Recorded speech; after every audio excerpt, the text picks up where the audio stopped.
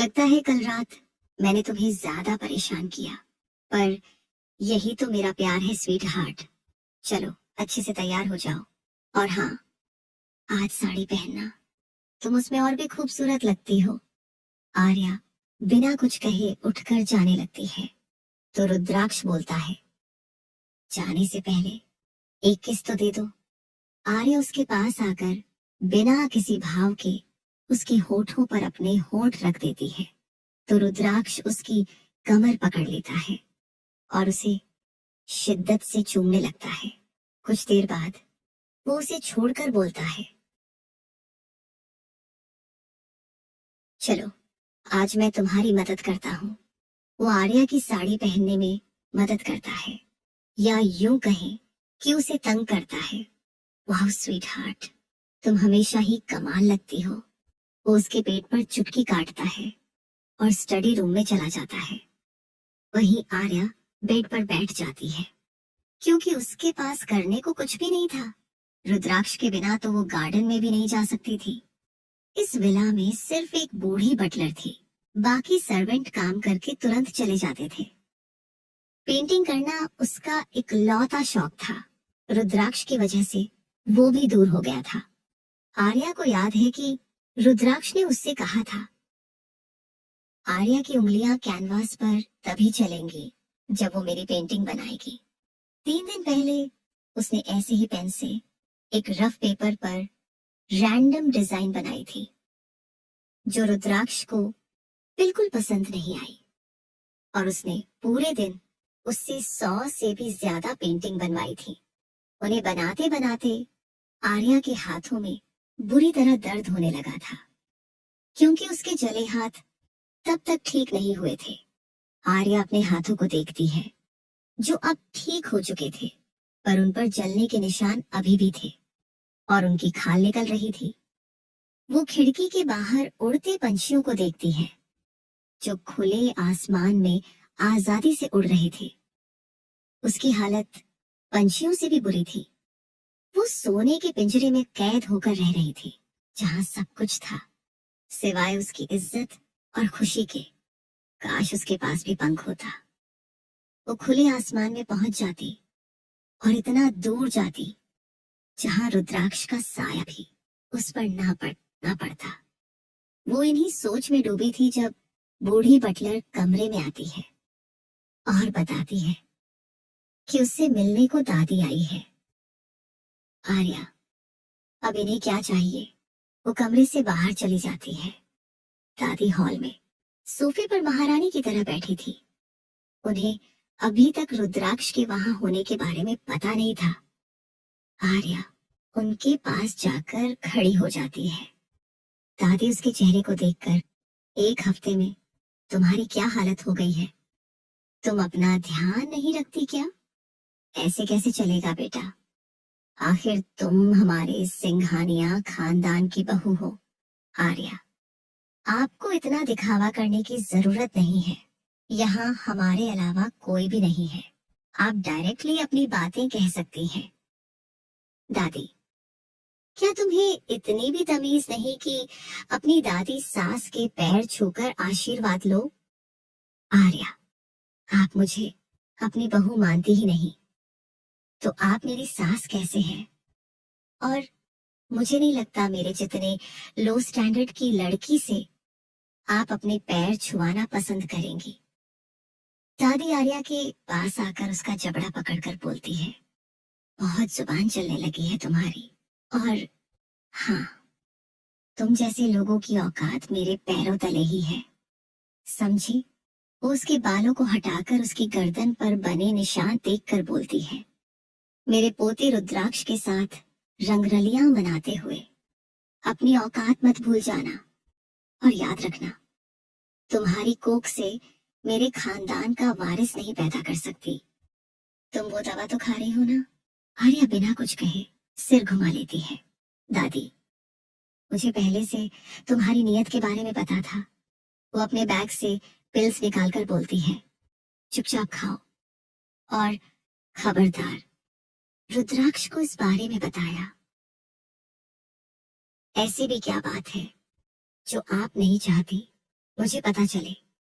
रुद्राक्ष की आवाज सुनकर दादी चौंक जाती है और उनके हाथ से दवा की बोतल जमीन पर गिर जाती है। रुद्राक्ष उनके पास जाकर पैर छूता है और मेडिसिन उठाकर बोलता है, ये किस चीज की दवा है? दादी उसके देखने से पहले दवा छीन लेती है।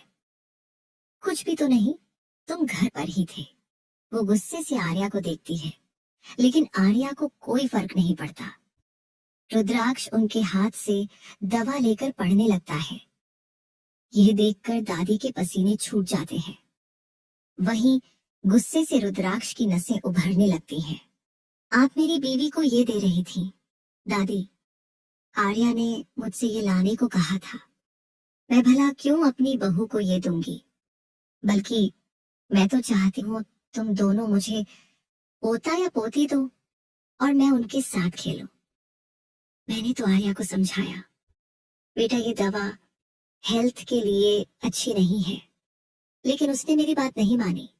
रुद्राक्ष आर्या को देखता है, जिसके चेहरे पर कोई एक्सप्रेशन नहीं थे। वो तो पहले से जानती थी कि दादी उसे फंसाने की कोशिश करेंगी, और वही हुआ। लेकिन आर्या को फर्क नहीं पड़ता था। रुद्राक्ष, आप इतना घबरा क्यों रही हैं? मानो आपकी चोरी पकड़ी गई हो। आपको इतना पसीना क्यों आ रहा है? दादी, तुम मुझ पर शक कर रहे हो?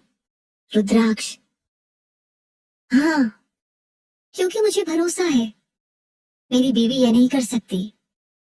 ये सुनते ही दादी तिलमिला जाती है और चिल्लाकर बोलती है, कल की आई लड़की के लिए तुम अपनी दादी के खिलाफ जा रहे हो रुद्राक्ष। उनकी बातें सुनकर रुद्राक्ष जोर से हंसने लगता है। दादी गुस्से में आर्या की बाजू पकड़ते हुए, मैंने बहुत बड़ी गलती कर दी।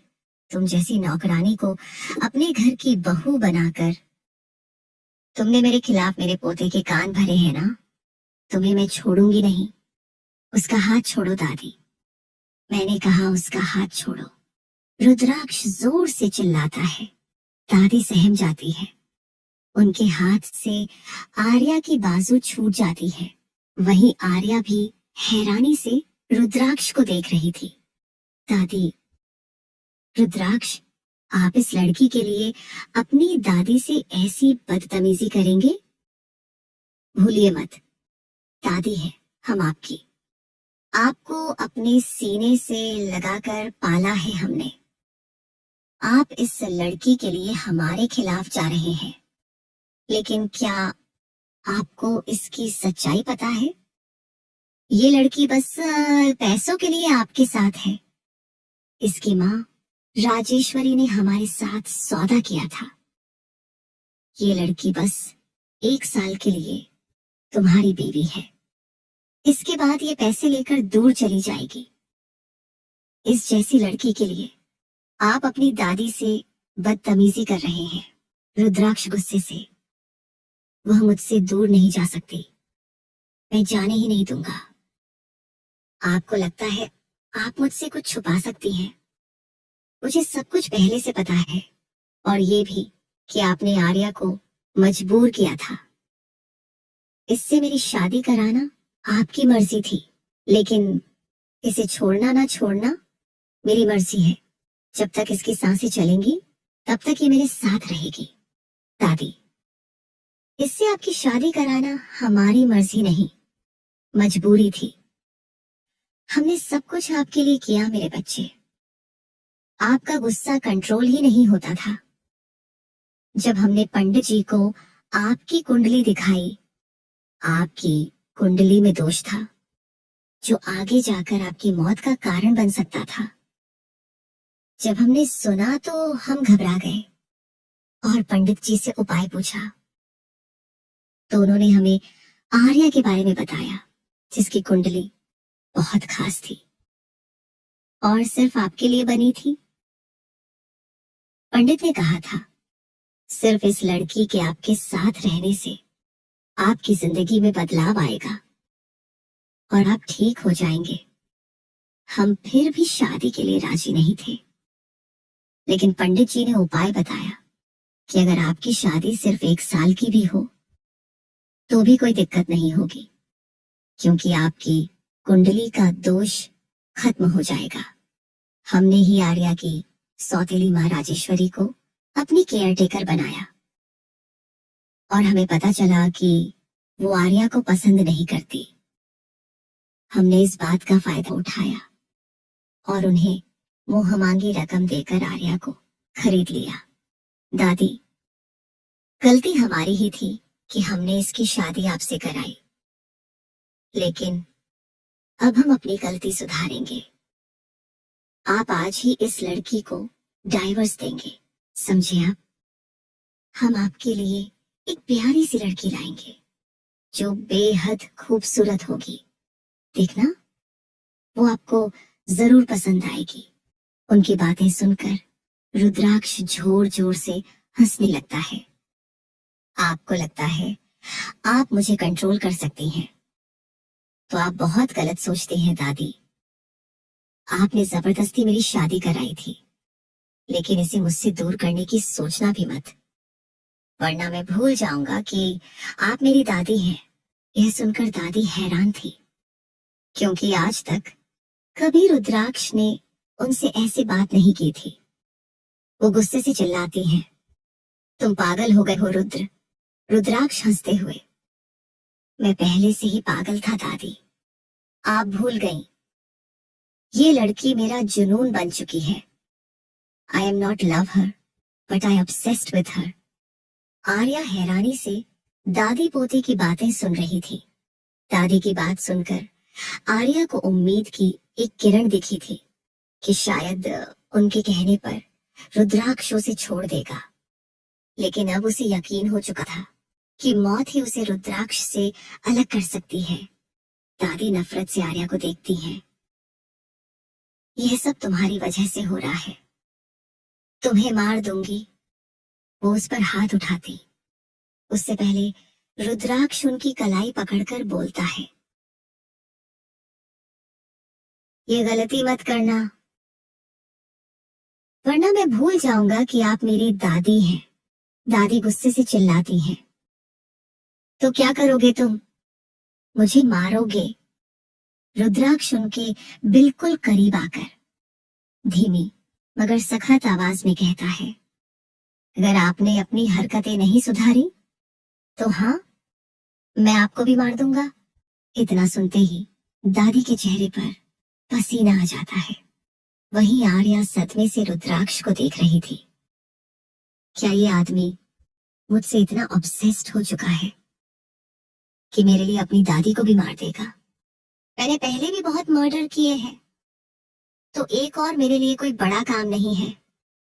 और मर्डर को नेचुरल डेथ कैसे दिखाते हैं, ये मैंने आपसे ही सीखा है दादी। यह सुनते ही राजेश्वरी लड़खड़ाकर पीछे सोफे पर बैठ जाती है। उन्हें यकीन नहीं हो रहा था कि जिस पोते का पागलपन छुपाने के लिए उन्होंने इतना कुछ किया, एक दिन वो उसी पागलपन में उन्हें भी नहीं छोड़ेगा। रुद्राक्ष ने अपने पागलपन में पहले भी 2 खून उनके सामने ही किए थे, और तब राजेश्वरी ने अपने पैसे और पावर की मदद से उन मर्डर्स को नेचुरल डेथ साबित कर दिया था। दादी कांपते हाथों से पानी का गिलास उठाती हैं और एक ही सांस में पूरा पानी पी जाती हैं। उनकी हालत देखकर रुद्राक्ष उनके पास बैठकर बोलता है, आह दादी, सॉरी, मैं आपसे ऐसी बात नहीं करना चाहता था, लेकिन गलती आपकी है। आप जानती हैं मुझे वो लोग बिल्कुल पसंद नहीं जो मेरे खिलाफ जाते हैं या मुझ पर दबाव डालते हैं। तो आप ऐसा क्यों करती हैं? जाइए और आराम कीजिए। जब तक आप शांत हैं तभी तक जिंदा है। ये कहकर वो उनके पैर छूता है। आज आशीर्वाद देने में भी राजेश्वर के हाथ कांप रहे थे। रुद्राक्ष आर्या को गोद में उठाते हुए अपने कमरे की ओर जाते हुए कहता है, अब आप जा सकती हैं। उम्मीद है मेरी बातें आपको याद रहेंगी दादी। राजेश्वरी जलती हुई आंखों से दोनों को देख रही थी। इतनी आसानी से तो मैं हार मानने वाली नहीं हूं रुद्र। अपनी दादी को धमकी देकर आपने सही नहीं किया। अब हम वो करेंगे जो हमें पहले ही कर देना चाहिए था। आप बस इंतजार करें। ये कहकर राजेश्वरी अपना पर्स उठाती है और गुस्से से वहां से चली जाती है। वहीं रुद्राक्ष आर्या को गोद में लेकर कमरे में आता है और उसे बेड पर पटक कर बोलता है, स्वीट हार्ट, तुम कितनी खूबसूरत लग रही हो। तुम्हें पता है तुमसे दूर रहना मेरे लिए सांस लेने से भी ज्यादा मुश्किल है। देखो तो, तुम्हारे लिए मैं अपना काम, अपना परिवार, सब कुछ छोड़ता जा रहा हूँ, लेकिन फिर भी तुम मुझसे नफरत करती हो। खैर, मुझे उससे फर्क नहीं पड़ता। आर्या चुपचाप सिर झुकाकर उसकी बातें सुनती रहती है। रुद्राक्ष उसका चिन पकड़कर उसके होठों को सहलाता है, फिर उसे अपने ऊपर खींचकर ले जाता है और उसकी पीठ पर हाथ फेरते हुए बोलता है, क्या तुम्हारी स्टेप मदर बुरी थी? आर्या हाँ में सिर हिलाती है।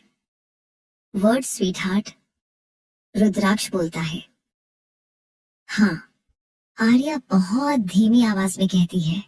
तभी अचानक उसे अपनी सौतेली माँ की चीखें सुनाई देती हैं। वो चौंक कर सिर उठाती है।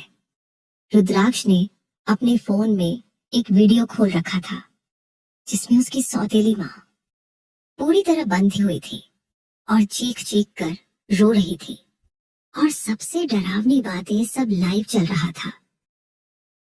ये क्या है? आर्या कांपते स्वर में पूछती है। रुद्राक्ष मुस्कुराते हुए, मेरी सासू माँ, स्वीट हार्ट, इनकी हिम्मत कैसे हुई तुम्हें परेशान करने की, जबकि वो हक तो सिर्फ मेरा है। आर्या की सांसें अटक जाती हैं। आपको ये कहाँ मिली? वह टूटे स्वर में पूछती है। रुद्राक्ष, तुमसे जुड़ी हर चीज पर मेरी नजर रहती है स्वीट हार्ट। मैंने इन्हें कैद कर रखा था क्योंकि इन्होंने तुम्हें पहले टॉर्चर किया, लेकिन मारा इसीलिए नहीं क्योंकि इनकी वजह से ही तुम मुझे मिली और मेरी जिंदगी नर्क से भी बदतर बनी। आर्या सोचती है और फिर नफरत भरी नजरों से उन्हें देखते हुए बोलती है, प्लीज किल हर। व्हाट आज पहली बार रुद्राक्ष को आर्या ने हैरान कर दिया था। मार दो इन्हें, आर्या बोलती है। रुद्राक्ष अपने गार्ड्स को ऑर्डर दे देता है और कुछ देर बाद आर्या देखती है कि उसकी सौतेली माँ की लाश जमीन पर पड़ी थी। रुद्राक्ष, इनकी वजह से ही तुम मेरी जिंदगी में आई, इसलिए इन्हें आसान मौत दी स्वीट हार्ट। आर्या को उनके मरने का जरा भी दुख नहीं था, क्योंकि उसके दुखों का कारण यही औरत थी जिसकी वजह से वो रुद्राक्ष जैसे हैवान के चंगुल में फंसी थी। रुद्राक्ष उसे किसी सोच में डूबा देख उसके गले पर बाइट कर लेता है। किसके ख्यालों में खो गए स्वीट हार्ट? आर्या पलके झुका लेती है तो रुद्राक्ष उसके होठों को चूमने लगता है। एक बार फिर वो उसके साथ इंटीमेट होने लगता है और आर्या को मानो कोई फर्क ही न पड़ रहा हो। वो बेजान सी उसके नीचे लेटी रहती है। खुद को सेटिस्फाइड करने के बाद रुद्राक्ष उसे देखता है, जिस पर कोई फर्क ही नहीं पड़ा था। वो बस अपनी आंखें बंद कर लेती है। ऐसे ही दिनों बीतने लगते हैं। आर्या रोज ही रुद्राक्ष की बेरहमी झेलती और सब कुछ चुपचाप सहती, लेकिन वो फिजिकली और मेंटली बीमार रहने लगी थी। एक बार के जख्म भरते उससे पहले रुद्राक्ष उसे नए जख्म दे देता था। इस बीच राजेश्वरी की हालत भी कुछ ठीक नहीं थी। वो कुछ ऐसा करना चाहती थी जिससे आर्या खुद ही रुद्राक्ष से दूर हो जाए और उन पर इल्जाम भी ना आए, क्योंकि अगर ऐसा कुछ होता तो रुद्राक्ष उन्हें भी नहीं छोड़ता। एक दिन रुद्राक्ष ऑन ऑफिस में बैठा था, तभी त्रिशा वहां पहुंचती है। भाई आप कैसे हैं? त्रिशा पूछती है। क्या तुम सिर्फ मुझसे ये जानने आई हो?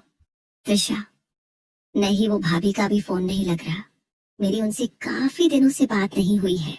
रुद्राक्ष, जरूरत क्या है? उसका पति मैं हूँ, उसके पास सिर्फ मुझे होना चाहिए। त्रिशा, भाई आप समझ नहीं रहे हैं। रुद्राक्ष, अच्छा होगा तुम मेरे नहीं बल्कि खुद के रिश्ते पर ध्यान दो। सुना है राजेश्वरी ने तुम्हारे लिए लड़का ढूंढा है और तुमने भी उसके लिए हाँ कर दिया है। इतना सुनते ही व्योम जो कॉफी लेकर वहां आ रहा था, उसके हाथ से कप छूटकर नीचे गिर जाता है। रुद्राक्ष, लगता है काम का प्रेशर तुम पे कुछ ज्यादा ही है। कहो तो तुम्हें हमेशा के लिए छुट्टी दे दूं। व्योम, सॉरी बॉस।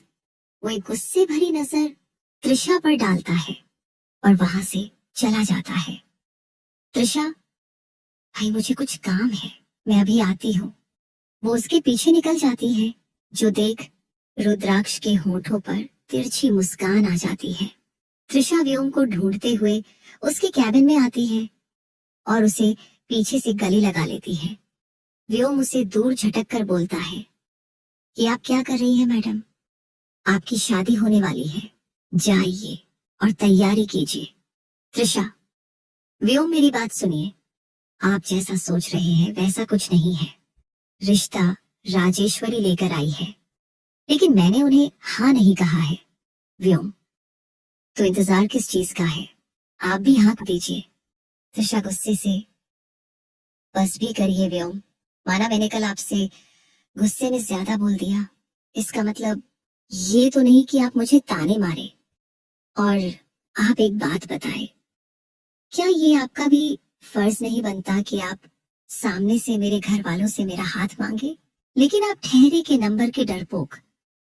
मैं तो आपके साथ सब कुछ छोड़कर चलने को भी तैयार हूँ, लेकिन आप में वो करने की भी हिम्मत नहीं है। व्योम, तुम्हें मेरी हिम्मत देखनी है ना? तो चलो। वो उसे रुद्राक्ष के कैबिन में ले जाता है तो उसे पता चलता है कि रुद्राक्ष किसी जरूरी मीटिंग से बाहर गया है। वो बिना वक्त गंवाए त्रिशा को कार में बिठाता है और कार स्टार्ट कर देता है। अब उसका गुस्सा देखकर त्रिशा को भी थोड़ा डर लग रहा था, इसलिए वो चुपचाप बैठी रहती है। कुछ देर में दोनों RS विला पहुंचते हैं। त्रिशा, व्योम, हम यहाँ क्यों आए हैं?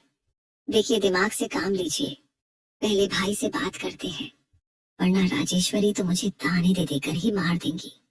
व्योम, अब बात सबके सामने होगी और अगर सब राजी हो गए तो तुम्हारे भाई को मना लेंगे। वो दोनों अंदर जाते हैं तो वहां रुद्राक्ष को छोड़कर सब थे। यशवर्धन जी, व्योम बेटा तुम यहाँ, कुछ काम था? व्योम, वो अंकल, मैंने सुना कि आपने त्रिशा के लिए रिश्ता ढूंढना शुरू कर दिया है। प्रतीक्षा जी, हमें लड़का भी मिल गया है और सबको पसंद भी है। क्या आपकी बेटी को भी? व्योम पूछता है। राजेश्वरी गुस्से से, हमारी पसंद है तो उसे भी पसंद होगा, और तुम क्यों इतनी पूछताछ कर रहे हो? व्योम, क्योंकि उसे वो लड़का नहीं पसंद, वो मुझसे प्यार करती है और मैं भी उससे प्यार करता हूँ कि। इतना सुनते ही सब हैरानी से उसे देखने लगते हैं। वहीं उसकी बहादुरी देखकर त्रिशा की आंखें भी नम हो जाती हैं। व्योम, क्योंकि उसे वो लड़का नहीं पसंद, वो मुझसे प्यार करती है और मैं भी उससे बेहद प्यार करता हूँ। क्या आप अपनी बेटी का हाथ मुझे देंगे? इतना सुनते ही सब हैरानी से उसे देखने लगते हैं। वहीं उसकी बहादुरी देखकर त्रिशा को भी आज उस पर बहुत प्यार आ रहा था। राजेश्वरी गुस्से से, ये क्या बकवास कर रहे हो तुम लड़के, और क्या ये सच है? वो त्रिशा से पूछती है। त्रिशा सबको घबराकर देखने लगती है, उसे अपने भाई से ज्यादा डर इस वक्त राजेश्वरी से लग रहा था। यशवर्धन जी प्यार से, बोलो त्रिशा, क्या तुम भी व्योम से प्यार करती हो? त्रिशा, हाँ पापा, मैं उनसे बहुत प्यार करती हूँ और शादी भी उनसे ही करूंगी। प्रतीक्षा जी, तुमने पहले हमें क्यों नहीं बताया? क्या तुम्हें हम पर भरोसा नहीं? Trisha, sorry mom. राजेश्वरी, बस करो ये इमोशनल ड्रामा। और व्योम, तुम्हारी इतनी हैसियत नहीं है कि तुम हमारी पोती का हाथ मांग सको। मेरे पोते के नौकर हो तुम, समझे? दादी आप। त्रिशा बेचारगी से बोलती है। व्योम, नौकर नहीं, उसे असिस्टेंट बोलते हैं राजेश्वरी। आपके पोते की गैर मौजूदगी में सभी काम मैं संभालता हूँ और इतना कमा भी लेता हूँ कि आपकी पोती को खुश रख सकूं। और क्या फायदा अमीर आदमी से पोती की शादी कराने का जब वो खुश ही ना रहे? राजेश्वरी, मैं कुछ नहीं जानती। मेरी पोती की शादी हमारे स्टैंडर्ड के लड़के से होगी और तुम निकल जाओ यहाँ से। त्रिशा व्योम का हाथ पकड़कर गुस्से से बोलती है। वो कहीं नहीं जाएगा और मैं शादी करूंगी तो सिर्फ व्योम से ही। सुन लीजिए आप। राजेश्वरी गुस्से से त्रिशा को मारने के लिए हाथ उठाती है। इसके साथ रहकर तुम भी बदतमीज हो गई हो। लेकिन तभी यशवर्धन जी उनका हाथ पकड़कर तेज आवाज में बोलते हैं, क्या कर रही दो हैं आप माँ? मुझे नहीं, अपनी बेटी से पूछो वो क्या कर रही है। हमारा नाम मिट्टी में मिला रही है। प्रतीक्षा जी, जब आपने रुद्र की शादी एक केयर टेकर की बेटी से कराई थी तब आपका स्टैंडर्ड नहीं गिर रहा था। वो बात दूसरी है, तुम समझ नहीं रही हो बहू। राजेश्वरी बोलती है। कोई दूसरी बात नहीं है माँ। मैं रुद्र के लिए खुश हूँ कि आर्या जैसी लड़की उसकी जिंदगी में आई, लेकिन मैं अपनी बेटी की खुशियां नहीं छीनने दूंगी। उसकी शादी उसी से होगी जिससे वो प्यार करती है। त्रिशा और व्योम खुश होकर उन्हें देखते हैं और फिर यशवर्धन जी को। अब मेरी बेटी और पत्नी खुश तो मैं भी खुश। पर बेटा तुम। राजेश्वरी बोलने की कोशिश करती है लेकिन यशवर्धन जी उनकी बात काटकर बोलते हैं, बस करिए माँ, मेरे लिए पैसा नहीं, मेरी बच्ची की खुशियां मायने करती हैं। और व्योम को मैं कई सालों से जानता हूँ, ये मेरी बेटी के लिए परफेक्ट है। Trisha, dad you are the best man, I love you कहते हुए उन्हें गले लगा लेती है। व्योम भी यशवर्धन जी और प्रतीक्षा जी के पैर छूता है। वो जैसे ही राजेश्वरी के पास जाता है वो पीछे हटकर बोलती है, रुद्राक्ष ने अभी तक हाँ नहीं कहा है। यशवर्धन जी, उससे मुझे फर्क नहीं पड़ता। मेरी बेटी जो चाहती है वही होगा और ये मेरा आखिरी फैसला है। त्रिशा खुशी से प्रतीक्षा जी के कंधे से लटक जाती है। यशवर्धन जी सर्वेंट से मिठाइयां लाने को कहते हैं। प्रिया जो इतनी देर से ये सारा तमाशा देख रही थी, उसके दिमाग में एक आइडिया आता है। वो तुरंत दादी राजेश्वरी के पास जाती है जो मुंह बनाकर थोड़ा दूर खड़ी थी। आप क्या कर रही है दादी? आपको गुस्सा होने के बजाय इस मौके का फायदा उठाना चाहिए। राजेश्वरी, कैसा फायदा? मैं समझी नहीं। प्रिया, शादी के बहाने ही सही आप आर्या और रुद्र को यहाँ बुला सकती है और उन्हें अलग करने की प्लानिंग कर सकती है। राजेश्वरी, तुम चाहती हो इस वजह से मैं ये रिश्ता स्वीकार कर लूं? प्रिया मुंह बनाकर, ठीक है मत कीजिए। कुछ दिनों के बाद वो गरीब लड़की आपके लिए खुशखबरी लेकर आएगी कि आपका परपोता आने वाला है। आप बस उस दिन का इंतजार करिए। वो मुंह बनाते हुए साइड हो जाती है। उसे इस बुढ़िया पर बहुत गुस्सा आ रहा था लेकिन उसकी बातें राजेश्वरी के मन में बस गई थी। वह ऐसा नहीं होने दे सकती थी। त्रिशा व्योम से वो बाद में निपट लेंगी। पहले उन्हें रुद्राक्ष और आर्या को दूर करना होगा वरना वो उसके पोते को पागल कर देगी। यही सब सोचकर वो आगे बढ़कर एक लड्डू अपने हाथ में उठा लेती और व्योम के आगे करके कहती है, मैंने बहुत सोचा और मुझे लगता है कि मैं गलत हूँ। मुझे त्रिशा की खुशियों के बारे में सोचना चाहिए, इसलिए मैं तुम्हारी शादी को मंजूरी देती हूँ। उनके कहते ही वहां एकदम शांति पसर जाती है। सब हैरानी से उन्हें देखने लगते हैं।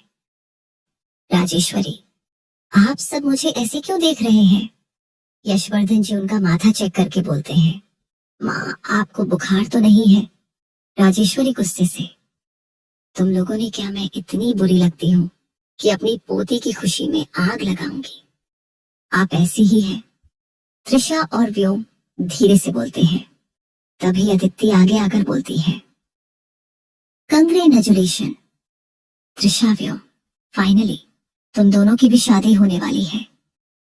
वैसे आंटी, हमें आर्या और रुद्राक्ष को भी खुशखबरी सुना देनी चाहिए। राजेश्वरी,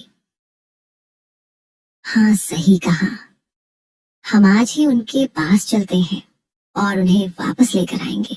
शादी की इतनी तैयारी करनी होगी और उस समय भाई भाभी का तो रहना जरूरी है। यह सुनकर सब खुश हो जाते हैं। शाम को सब निकल जाते हैं रुद्राक्ष के पर्सनल विला के लिए। आर्या और रुद्राक्ष कमरे में थे, तभी मेड वहां आकर सारी फैमिली के आने की बात बताती है। रुद्राक्ष, कोई भी मुझे मेरी बीवी के साथ क्वालिटी टाइम नहीं बिताने देता।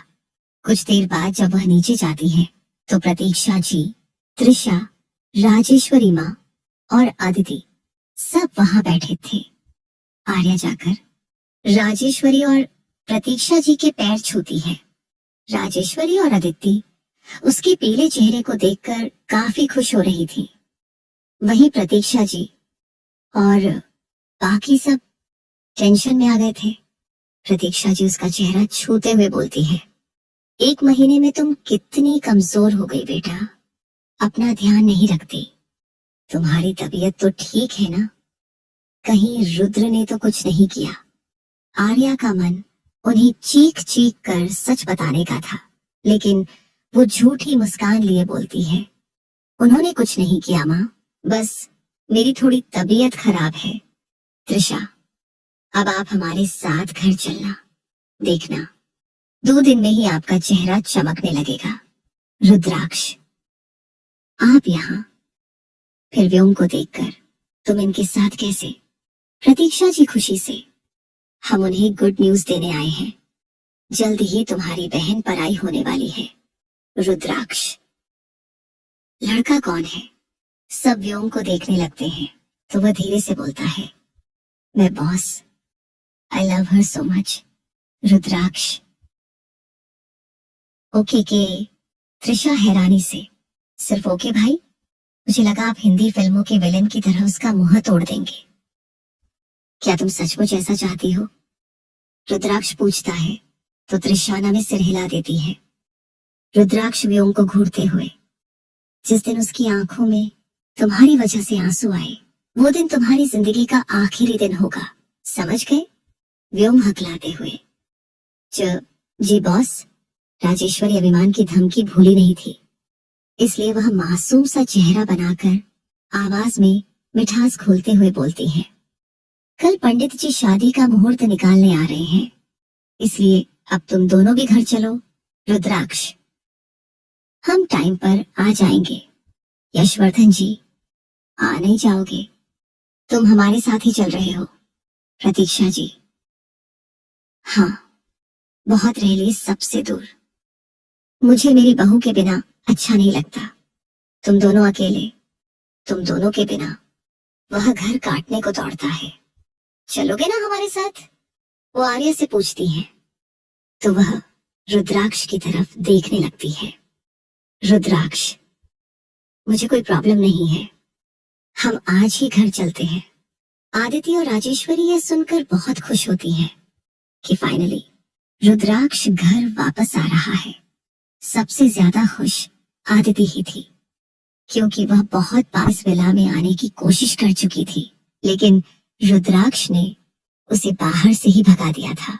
आदिति और राजेश्वरी यह सुनकर बहुत खुश होती हैं कि फाइनली रुद्राक्ष घर वापस आ रहा है। रात में डिनर के बाद सब आरएस वाइला लौट आते हैं। त्रिशा बहुत खुश थी, उसका भाई भी लौट आया था और उसकी शादी भी उससे होने वाली थी, जिससे वह बेहद प्यार करती थी। रुद्राक्ष और आर्या अपने कमरे में आते हैं। रुद्राक्ष, घर वापस आकर ज्यादा खुश मत हो जाना, स्वीट हार्ट।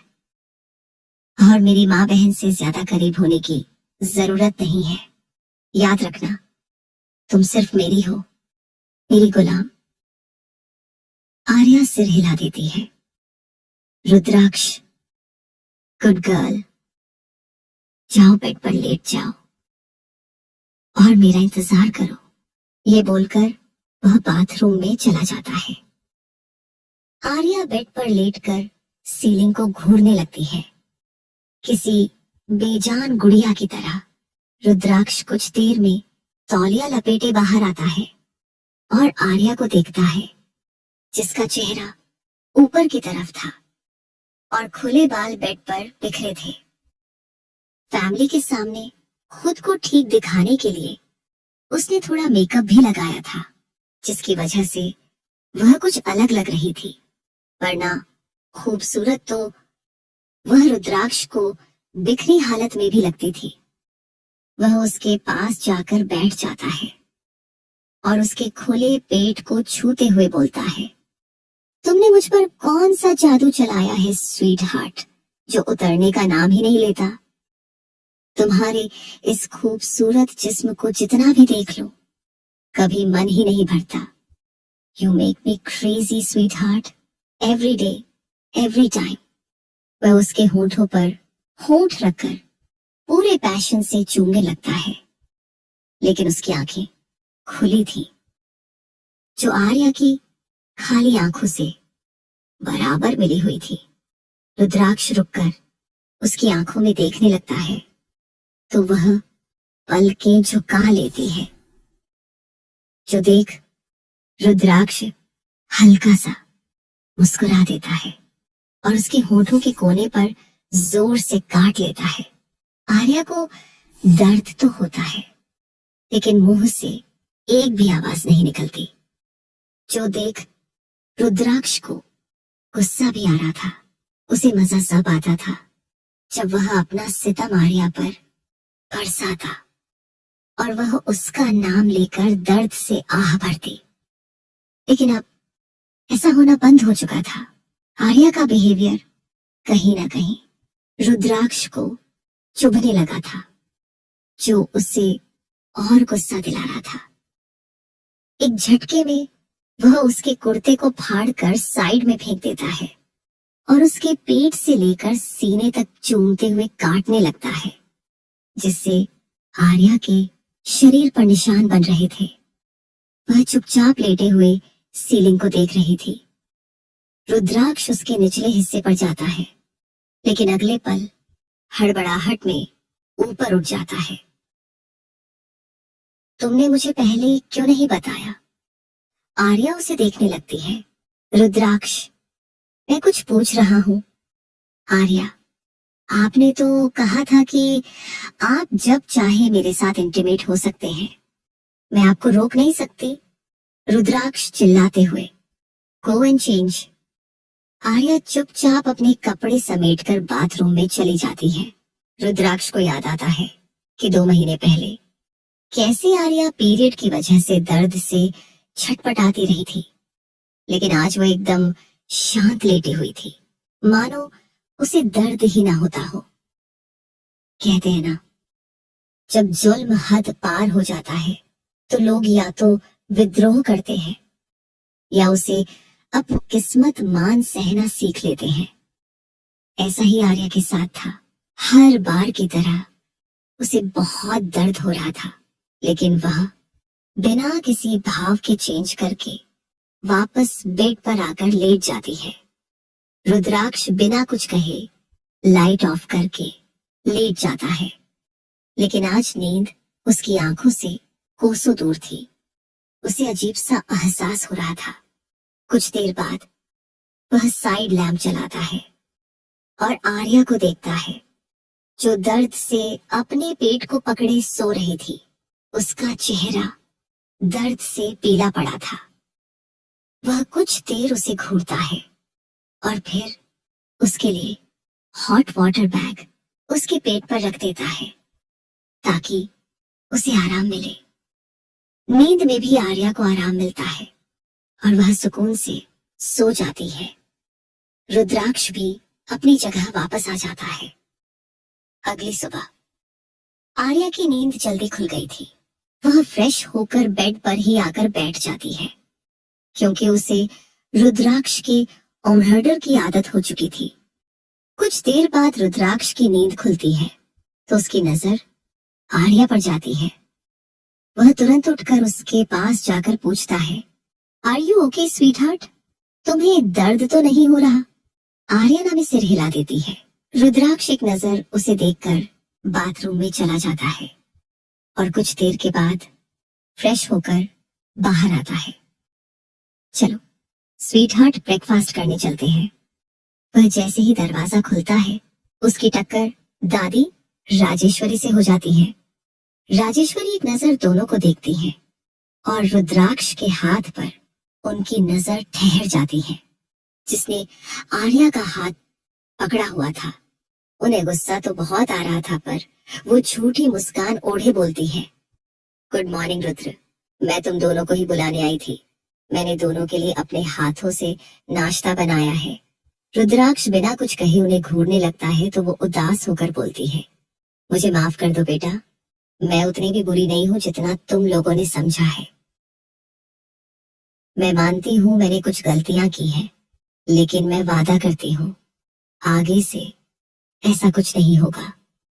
इस बुढ़ापे में मैं बस अपने परिवार को खुश देखना चाहती हूँ। अगर तुम्हारी खुशी आर्या के साथ है तो मैं भी उसे स्वीकार कर लूंगी। तुम भी मुझे माफ कर दो। रीति बेटा, मैंने तुम्हारे साथ बहुत गलत किया है। रुद्राक्ष, उम्मीद है आपने जो अभी कहा उस पर कायम रहेंगी। इतना बोल वो आर्या का हाथ पकड़ आगे निकल जाता है। राजेश्वरी पीछे से उन्हें जाते देख गुस्से से घूरने लगती है और उनके पीछे पीछे चली जाती है। आदिति दूर खड़ी सारा तमाशा देख रही थी। ये बुढ़िया इतना क्या गिड़गिड़ा रही है और माफी क्यों मांग रही है? जरूर कुछ तो कांड किया होगा इसने। सब ब्रेकफास्ट करते हैं। कुछ देर में पंडित जी आकर शादी की तारीख पक्की कर देते हैं, जो 1 महीने बाद की थी। ये तारीख व्योम ने उनसे जबरदस्ती निकलवाई थी, क्योंकि उसे अपने सन की बॉस और दुष्ट दादी पर भरोसा नहीं था।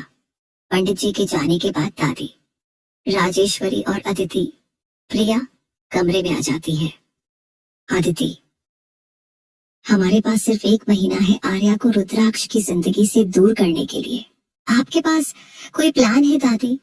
राजेश्वरी मन में, अगर मैंने कुछ किया तो रुद्राक्ष मुझे नहीं छोड़ेंगे, इसलिए इस बेवकूफ लड़की को मोहरा बनाना होगा। राजेश्वरी, अगर हम उसे दूर भी भेज देंगे तो रुद्राक्ष उसे ढूंढ लेगा। कुछ ऐसा करो जिससे वो कभी वापस ही ना आए। अदिति, आपका मतलब है उसे डायरेक्ट ऊपर भेज दें? राजेश्वरी, अगर तुम रुद्राक्ष की बीवी और सिंघानिया जायदाद की मालकिन अब बनना चाहती हो तो ऐसा ही करना पड़ेगा। एक बार वो गई तो रुद्राक्ष टूट जाएगा और तब तुम उस पर अपने प्यार का मरहम लगाना। आदिति तो अभी से ही खुद को इतनी प्रॉपर्टी की मालकिन समझने लगी थी। उसकी आंखों में लालच साफ नजर आ रहा था। राजेश्वरी मन में, अगर आर्या मर जाए तो कुछ वक्त के लिए त्रिशा की शादी भी रुक जाएगी। आज त्रिशा और व्योम की सगाई का दिन था, जिसके लिए 7 स्टार होटल बुक था और सिर्फ कुछ खास मेहमान ही आए थे। प्रतीक्षा जी अपनी किटी पार्टी की फ्रेंड्स से घिरी हुई थी। तभी उनकी फ्रेंड रागिनी पूछती है, प्रतीक्षा, तुमने अपने बेटे की शादी चुपके से कर दी और बुलाया भी नहीं, ये तो गलत बात है। सुषमा, मैंने ये भी सुना है तुम्हारी बहू मिडिल क्लास की लड़की है। अब बताओ, इतनी अमीर खानदान की लड़कियां तुम्हारे बेटे के लिए पागल हैं और तुम्हें गरीब लड़की ही मिली। कावेरी, कहीं शादी के पहले ही तो रुद्राक्ष ने उसे प्रेग्नेंट तो नहीं कर दिया, जो तुमने बदनामी के डर से जल्दी से शादी करा दी और बुलाया भी नहीं। सारी औरतें जोर जोर से हंसने लगती हैं। ये सारी बातें सुनकर प्रतीक्षा जी परेशान हो जाती हैं। वही राजेश्वरी को बहुत शर्मिंदगी महसूस होती है। अदिति, देखा दादी, आपने अपनी गलती का नतीजा आज सिर्फ कुछ लोग बोल रहे हैं, कल को सभी बोलेंगे। तभी उनके कानों में प्रतीक्षा जी की आवाज जाती है, जो गुस्से से बोलती है, मेरा बेटा उससे प्यार करता है और वह लड़की बहुत अच्छी है, इसलिए हमने अपने बेटे की शादी कराई है। लेकिन तुम्हारा क्या कावेरी? मैंने सुना तुम्हारे पति का कहीं और अफेयर चल रहा है। और सुषमा, मेरी बहू मिडिल क्लास है, लेकिन संस्कार और खूबसूरती उसमें कूट कूट कर भरी है। लेकिन तुम्हारा क्या? तुम्हारे बेटे ने अमीर लड़की से शादी की ना, जिसने उसे चीट किया और भारी एलिमनी भी ली। मेरे बेटे पर उंगली उठाने से पहले तुम लोग अपनी गृहस्थी सुधारो, समझे? ये सुन उन तीनों का मुंह बन जाता है। मनीषा, तुम तो बुरा मान गई, हम तो ऐसे ही पूछ रहे थे। वैसे है कहाँ तुम्हारी सर्वगुण संपन्न बहू? प्रतीक्षा जी इधर उधर देखने लगती हैं। तभी उनकी नजर लिफ्ट से बाहर आते आर्या और रुद्राक्ष पर जाती है। लोग मुस्कुराते हुए बोलते हैं, वो रही मेरी बहू। तीनों औरतें जब आर्या को देखती हैं तो अपनी जलन छुपा नहीं पाती, क्योंकि आर्या उन तीनों की बहुओं से कहीं ज्यादा खूबसूरत थी। आर्या ने रेड कलर की साड़ी पहनी हुई थी। हल्के मेकअप और खुले बालों में वो बेहद सुंदर लग रही थी। उसके साथ रुद्राक्ष भी था, जिसकी नजर बराबर अपनी बीवी पर टिकी हुई थी। उसने ब्लैक सूट पहना था। पिछले एक हफ्ते में रुद्राक्ष एक बार भी आर्या के करीब नहीं आया था, जिसकी वजह से आर्या अभी थोड़ी ठीक थी। प्रतीक्षा जी हाथ के इशारे से उसे अपनी तरफ बुलाती है। आर्या उनके पास जाती है तो प्रतीक्षा जी उसे अपनी सहेलियों से इंट्रोड्यूस कराती है।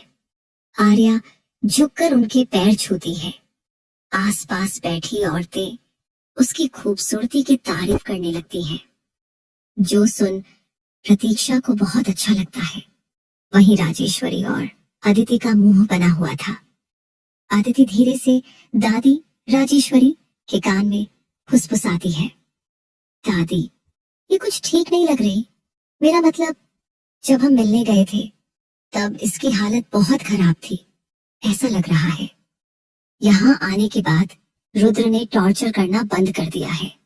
राजेश्वरी, काश कुछ ऐसा हो जाए कि ये लड़की सबकी नजरों में ही गिर जाए और रुद्राक्ष इसे इतना टॉर्चर करे कि ये मर ही जाए। भला टलेगी, क्योंकि इसकी इतनी तारीफ मुझसे नहीं सुनी जा रही है। इतना सुनते ही आदिति के दिमाग में शैतानी आइडिया आता है। तभी होस्ट स्टेज पर जाता है और बोलता है, ladies and gentleman, please welcome our new and lovely couple Trisha and Vyom. सभी लोग तालियां बजाने लगते हैं। स्टेज के ठीक सामने एक बड़ा खूबसूरत दरवाजा था। वो खुलता है और त्रिशा व्योम एक दूसरे का हाथ थामे बाहर आते हैं। उन पर फूलों की बरसात हो रही थी। त्रिशा ने खूबसूरत सा गाउन पहना था, जिसमें वो किसी प्रिंसेस से कम नहीं लग रही थी, और व्योम भी ब्लू सूट में एकदम प्रिंस लग रहा था। दोनों स्टेज पर जाकर खड़े हो जाते हैं। सबसे पहले त्रिशा अपना हाथ आगे करती है तो व्योम अपने घुटने पर बैठकर उसकी उंगली में रिंग पहन देता है और उसका हाथ चूम लेता है। त्रिशा के गाल शर्म से लाल हो जाते हैं। व्योम भी अपना हाथ आगे करता है तो त्रिशा उसे रिंग पहना देती है। इसके बाद कपल डांस होता है, जिसमें त्रिशा और व्योम एक दूसरे में खोए हुए डांस कर रहे थे। वहीं प्रतीक्षा यशवर्धन भी एक दूसरे का हाथ थामे डांस कर रहे थे। रुद्राक्ष और आर्या एक साथ किनारे बैठे थे। तभी अदिति हिम्मत करके रुद्राक्ष के पास जाकर बोलती है, हे रुद्र, बैठे क्यों हो? चलो ना, डांस करते हैं। वो अपना हाथ आगे करती है। रुद्राक्ष एक बार उसके हाथ को घूरता है और बोलता है, क्या आने से पहले तुमने अपने हाथ साफ किए थे? आदिति भाट। रुद्राक्ष, जब मेरे बगल में मेरी बीवी बैठी है तो मैं तुम्हारा हाथ क्यों थामूं? यह सुनते ही आदिति पैर पटकते हुए वहां से चली जाती है। रुद्राक्ष अपना हाथ आगे करता है तो आर्या बिना कुछ बोले उसका हाथ थाम लेती है और दोनों एक दूसरे के करीब होकर डांस करने लगते हैं। उनकी नजदीकियां देखकर आदिति जलन से पागल हो रही थी। तभी उसकी नजर एक गेस्ट पर जाती है जो लगातार आर्या को घूर रहा था। अखिलेश, उसके डैड के बिजनेस पार्टनर का बेटा, जिसे पार्टी, शराब और लड़कियों का शौक था। अदिति उसके पास जाकर बोलती है, लगता है ये तुम्हें पसंद आ गई है अखिलेश, पर इससे क्या होगा? उसका पति आरएस है। आदिति, क्यों तुम्हें उससे डर लगता है? अखिलेश, आरएस से किसे डर नहीं लगता? वैसे मैंने एक बार सुना था कि रुद्राक्ष ने तुम्हारी गर्लफ्रेंड के सामने तुम्हारी बुरी तरह बेइज्जती की थी। क्या तुम्हारा मन नहीं करता उससे बदला लेने का? आदिति के चेहरे पर चालाक मुस्कान फैल जाती है। आदिति, मुझे सब पता है बेबी। वैसे मैं तुम्हारी जगह होती तो उसकी बीवी को टारगेट बनाती। वो और करीब झुककर फुसफुसाती है, अदिति, वैसे क्या तुम्हें पता है वो सिर्फ उसकी मिस्ट्रेस है। यहाँ जो देख रहे हो ये बस दिखावा है सोसाइटी के लिए। सो चाहो तो ट्राई कर सकते हो। ये बोलकर वो वहां से चली जाती है और अखिलेश की लस्ट भरी नजरें बार बार आर्या पर ही जाकर टिक रही थी। डांस करने के बाद आर्या साइड में बैठ जाती है। वही रुद्राक्ष यशवर्धन जी के साथ अपने बिजनेस पार्टनर्स के साथ बात कर रहा था। आर्या को प्यास लगती है तो वो एक वेटर को बुलाती है और सॉफ्ट ड्रिंक का ग्लास उठाकर पीने लगती है। कुछ देर में उसे पसीना आने लगता है। वो बाथरूम जाने के लिए उठती है तो लड़खड़ाकर गिरने लगती है। त्रिशा, भाभी, आपको क्या हुआ? आर्या, बस सिर भारी लग रहा है, वॉशरूम होकर आती हूँ। वो वॉशरूम में जाकर मुंह धोने लगती है। उसकी आंखों के आगे सब कुछ नाच रहा था। तभी उसे अपनी कमर पर किसी की छुअन महसूस होती है। ये टच रुद्राक्ष का तो नहीं था। वो डरकर पीछे मुड़ती है तो अखिलेश उसका मुंह दबा देता है। आर्या की आवाज घुटकर रह जाती है।